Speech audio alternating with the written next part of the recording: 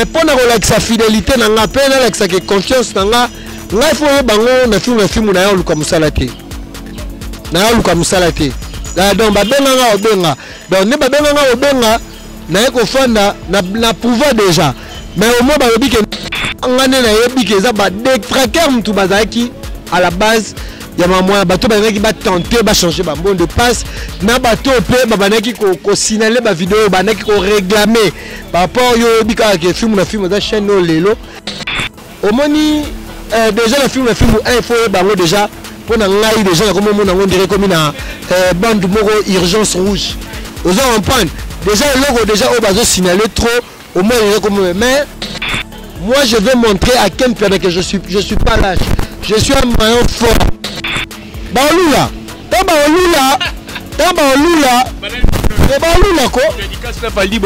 Baolula kaka te mon frère le problème c'était quoi ngai naza garçon moyo yebi au moins internet na YouTube au moins nanga kumutuvela so mutalika sana kombo ebe na YouTube donc ngape pegisi ta tulonga na musique na YouTube net na ba chroniqueur ngana na kombo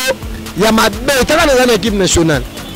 taka na sala na Fali na sala ko faire le midi aujourd'hui mutu na photo à YouTube so au tchata photo na ngata la mama c'est chroniqueur comment on l'appelle au moins à plus de 100 personnes ba so pegi titan na olingara ke na la ça ken pia na magazine mais en douce parce que son habile so ba voice ba te belé ba tini ba voice ba bi ke ken na olinga fina ngai et tout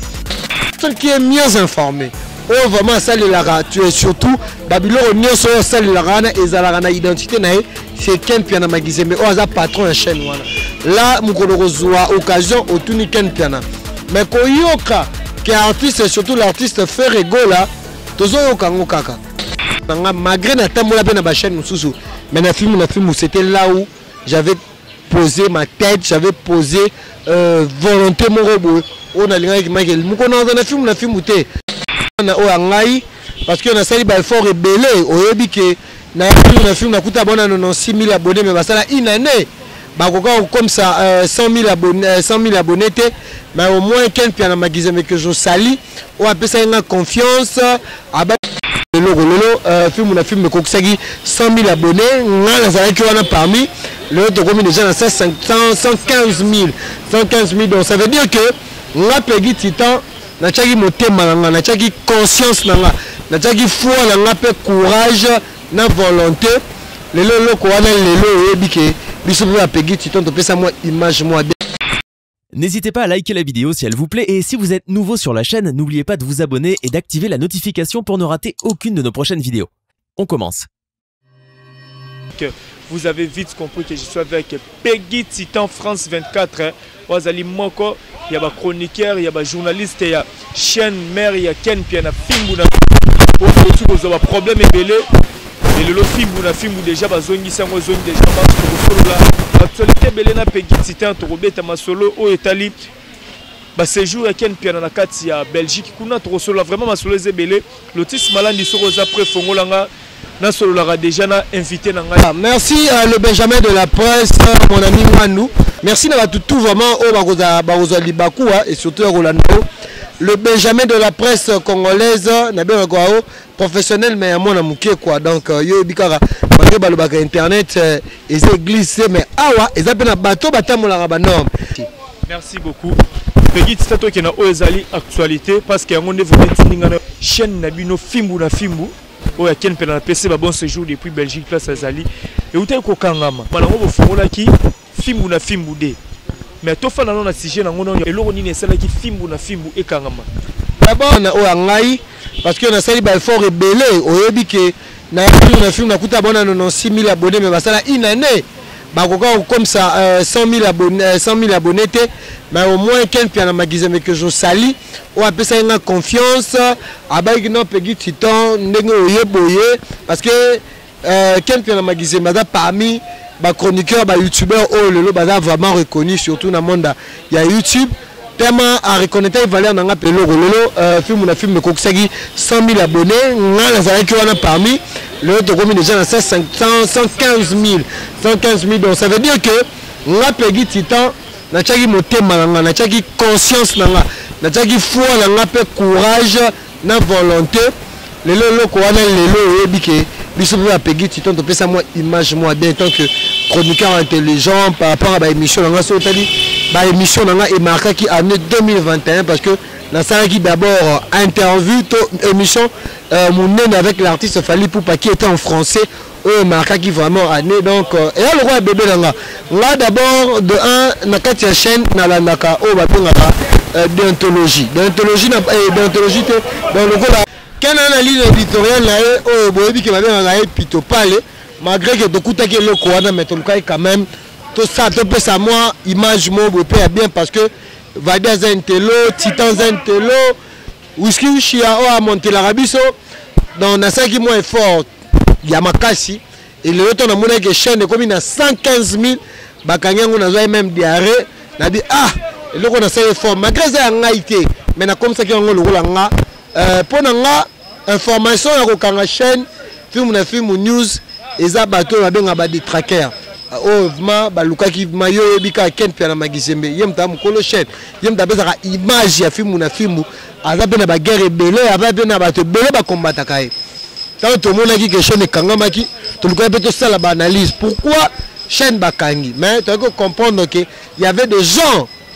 qui derrière Wana, mais grâce à Dieu, yo moni lelo chaîne film na film news 1 et Zongi na bon uniforme, ba émission déjà et bandi koleka déjà to que déjà 4-5 jours depuis et chaîne Zongaki. Pour nous, je dis seulement merci hein, Nanzambe, na bon Dieu, parce que que non, parce que lelo, bah émission dans la film à quoi bah support nanga. Lelo quelque part, son a kewapi par rapport à savoir faire nanga, malgré na tambo la peine à ma chaîne mususu, mais na film c'était là où j'avais posé ma tête, j'avais posé volonté mon robot. On a l'ingé Michael, nous connaissons na film je dois faire un bon chemin surtout et individuel. Pour ça la bonne chemin de l'individu il y a film na film pas de sali analyse ba audio bimi ngala macha moté na macha peut-être ngala vérité koyo kande chaîne film na film kangamaki les artistes moko ozala qui derrière si makamwana ya chaîne ya film na film ko kangama parce que s'il faut dire la vérité to bi biso tout bana monde entier ba bolanda biso bi ke Tokyo ko saté Ken Piana a citara non ya Jésus de nuance na nenga mabe ba critique na yeto ba analyse ça la na kombo Jésus de nuance par rapport à bloko salara et que na nenga mabe eza Jésus de nuance na ba fan na ende bazala ki l'auteur to na simero kangama film na film d'abord faut ba que chaîne film na film ezali ko regorger ba responsable chaîne wana ezoli sa batu et batu pe bazo tanga na sima ya ba employé bato ba salara wana. Pour moi, on a des traqueurs qui à la base, il y a un bateau qui va tenter de changer le bon de passe. Na bateau qui va signaler la vidéo, qui va réclamer par rapport au film de la chaîne Lelo. Et là, tu as trop comme il fallait pour pas. Donc, je pense que parce que nous sommes allés dans l'émission au monde dans une église au milieu du village. Na lingara mingi ko taquiner te artiste au bazar mboka. Mais au moins imagine bisonenge kena, mais je pense pas moi je peux dire, je peux confirmer qu'il y avait un artiste qui derrière cause wana pour ngai na yebiti. Mais la personne qui est mieux informée oh vraiment ça tu es surtout Babylone nyonso ça et zalana identité na c'est Ken Piana magizembe oh za patron de chaîne wana là mukolo kozwa occasion otuni Ken Piana mais koyoka qui artiste surtout l'artiste Ferrego là tozo yokango kaka mais ngai naza moto na vérifiera te ngana musala ngezaka ke na salle émission Ushia à côté ici na pesi titre nanga mais ama mususu la personne qui est mieux informée Oyo azana sima o ayebi ke mutazana sima ya mamona c'est Ken Piana. Moi je ne peux pas venir directement confirmer que c'est il y a tel artiste étant que sage étant que nini talara na sala la culture malgré que Léon azana Ken Piana to yebi vi à l'obité mais au moins biso tozo lingara que notre défendre cause mobo est valable et surtout opinion na biso ezala ke top la musique à Congo, mais pas d'informations sur qui actualité zali. Donc pour na combo tangi à Ferrego la Jésus de nuances, Ken Piana peut citer aussi le nom de Ferrego là. Les Arabes bateau bazara mal intentionné, oh le bateau louké la paix Ken Piana makambo parce que ceux qui veulent soutenir l'artiste Fally Ipupa c'est pas un problème parce que dans l'artiste lelo et ba chroniqueur lelo ba position ba muko tombolo bazali ozo pas ba ndeko na biso ba prince bakali bazali ba soutenir Koffi Olomide cet phénomène est un phénomène mo lelo donc comprendre que de chroniqueur ba komi kolinga ke ba la positionner par rapport il y a avantage na bango donc ceux qui ken piana a un avantage et pas Fally Ipupa je vois pas ça que non ça peut aussi léser tu as fait rigola ou tu as artiste Moussou Bafan il y a artiste Moussou donc pour cette question là c'est difficile vraiment à répondre ça parce que moi je suis pas le responsable de cette chaîne je suis simplement un employé un chroniqueur on a d'autres travaillé en collaboration avec Ken Piana je suis un collaborateur simplement pour de détails là Ken Piana sera mieux informé vous répondre c'est là. Merci. Côté là déjà Fimbu na Fimbu 1 et Zongi dans la paix Mwandambu. Au sein il est fort rébellé au mopoto le bon tout à l'heure abonné jusqu'à ce que beaucoup mis 115 000 abonnés. Mais pourquoi bah préférer batika on a Fimbu 2 au lieu ba Zongi so appelé sous na 1 on a ba 12 euros à tebwe. Ba abonné belé na biso pe na ba bato balinga nga trop ba on se demander. Pour ngai na romona ngoni parce que je suis un joueur nga na YouTuber ya mosananga. Au moins ngai na sali le rôle à 4 ans mais une année na ngai il y a internet na sala déjà combo nga le rôle Lionel Messi au moins Messi tanga Paris Saint-Germain le combo nga pona nga na mona ngo douce au moins pona nga na verra que va comprendre que je suis encouragé peu en plus un motivateur au moins déjà le film il faut bango déjà pona ngai déjà comme mona ngo dirait comme na bande moro urgence rouge aux en prendre déjà le logo déjà au bazo signaler trop au moins il est comme mais au moins bateau ba caméra ba intelligent babite to créer deux parce que na un on a déjà et comme il na parallèle et tant que parallèle France 24 na banga le tumbate na olingara ke na la ça Ken Piana magazine mais en douce parce que son habile avec son voice ba te belé batini ba voice babike Ken na olinga fina ngai et tout mais pour la fidélité na nga pe na la confiance na nga ngai faut bango na film na yo luka musalate na yo luka musalate la donc ba benga nga obenga donc ne ba benga nga obenga na eko fanda na pouvoir déjà mais au moins ba lobi ke ndako oyo fanda raté obelo ko tanga raté mais pour na ngai ça peut pas me décourager parce que na ebi valeur ya Ken na ebi ke au moins ni film news wana on comprend et banana 8000 abonnés vous avez chaîne moro banda déjà kala tant tout monde déjà que kuna comme moi bande rouge aux autres pas de la moussiango mais déjà la minute on a bisa au petit titan les parallèles attendant na déjà to na 12 000 je vais amener aussi au monde sous baolula ko dédicace na Fally baolula baolula kaka te mon frère le problème c'était quoi ngai na garçon moyo yebi au internet na YouTube au moins nanga kumutela so mutalika sana kombo ebe na YouTube nanga pe pegisi ta tulonga na musique na YouTube net na ba chroniqueur ngana na kombo ya mabe taka na équipe nationale taka na sala na Fally na sala Koffi Olomide aujourd'hui mutu na sota na YouTube so au tchata photo na ngata la mama c'est chroniqueur comment on l'appelle au moins à plus de 100 personnes ba so pegisi titan donc ça veut dire que nada a persisté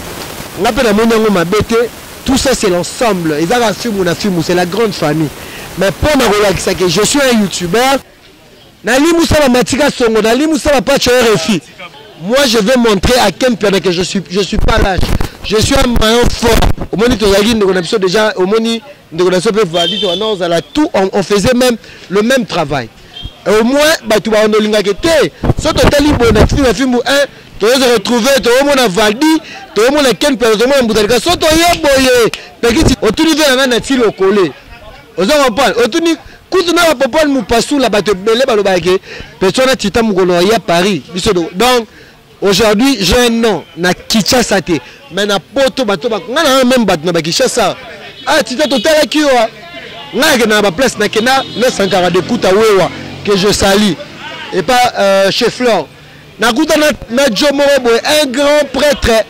très intelligent, un grand monsieur, à la cadre de la compagnie Mora Awa. À Moningana Sankara, Nakasio, Tina Yoka Venanga, Toto Weekend, à Betabi, Peggy Titan dans l'action vidéo A. son avec vidéo Peggy Titan à Sepeli Sabino, c'est un grand nom de la chronique de youtubeurs, c'est un grand nom de la chronique sur de la chronique il y a youtubeur donc Jeanne Oyo, il a un nom. Malgré la salle à la télé, tu as vu le rôle là, vu le roi papa nous passe la salle en vidéo. Avec le roi qui est similaire à moi benanga. Aux gens pas ba sœur na biso le roi Marlène Kasanga, abenga parallèle para. Aux gens pas ba c'est belé oyo ba keno ba ebi valeur ya garçon au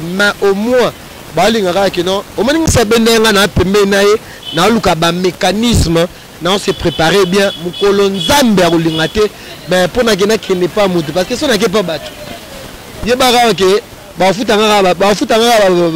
yo yebi, mais la minute je ne mérite pas ça. Je suis un grand nom, je sais ce que je fais. Je pense qu'avec Dieu nous ferons des exploits. Voilà. Merci beaucoup pour l'éclaircissement para. Même la Bible dit ne jugez point. Par rapport à l'histoire libana na d'abord soit bazo le batro. C'est ba frère ba sœur wana ba ina église à Joël Francis. Bano linga bala bango. Nenga bali sœur na biso zungu. Elle est aussi une prophétesse, une chantre chrétienne. Donc elle chantre plutôt chrétienne. Donc pour nga na éviter. Mais au moins bande ko biso ba congolaise et puis à bango boy parce que bande kona biso ba congolaise baza très de système en bazao di basali ba penel basali quel oui un homme de Dieu ba komi ko banga même ko épouser ba fille to mona yango libala ya kolingaka te ba ponela oh papa la bango ta pasteur oh pala emso yango to pona prétenu bala personne convaincu pour sentir que il y a un choix nanga ba divorce le kala pour le monde ba divorcer pour ba kola. Mais le ça se dit qu'aujourd'hui, le mariage, il y a les autres à la précoce, les autres à la mal conçue, à cause.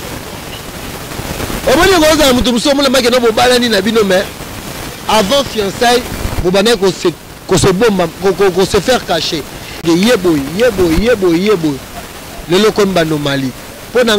Le prophète Joël Francis Tatou, il n'est pas parfait. Parce qu'il y a des gens au bazar plus pire que hier, mais pas la mokini. On a des traqueurs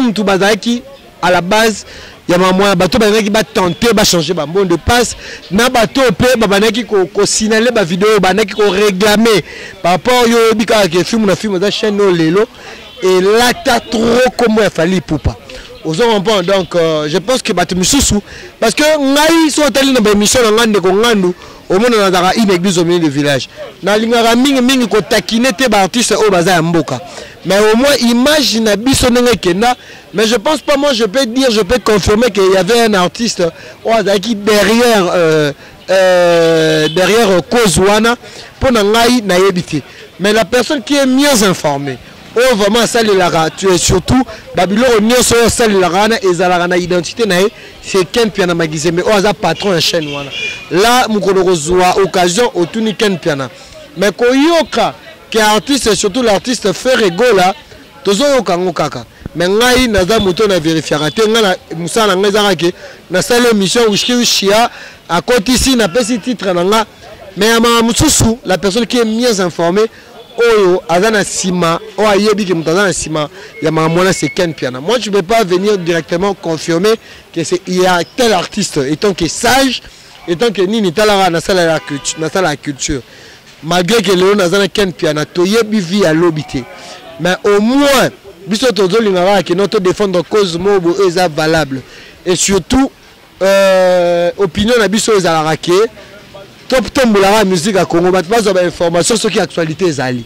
Donc, pour mon combo, Tanguy a fait rigoler Jésus de nuances. Ken Piana peut citer aussi le nom de Ferrego là. Les Arabes bateau mal intentionné. Oh le bateau louké la paix Ken Piana Makambo parce que ceux qui veulent soutenir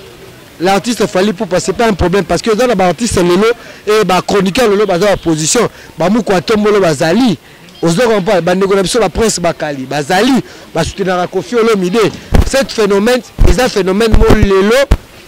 donc comprendre que de chroniqueur ba komi kolinga ke bazala positionner par rapport il y a avantage na bango Donc ceux qui Ken Piana a un avantage, pas Fally Ipupa. Je vois pas ça que non, ça peut aussi léser.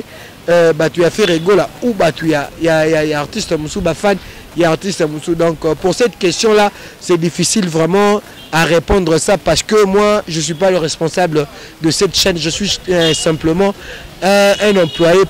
un chroniqueur. On a d'autres travaillé en collaboration avec Ken Piana. Je suis un collaborateur simplement. Pour le détail, là Ken Piana sera mieux informé pour vous répondre aussi là.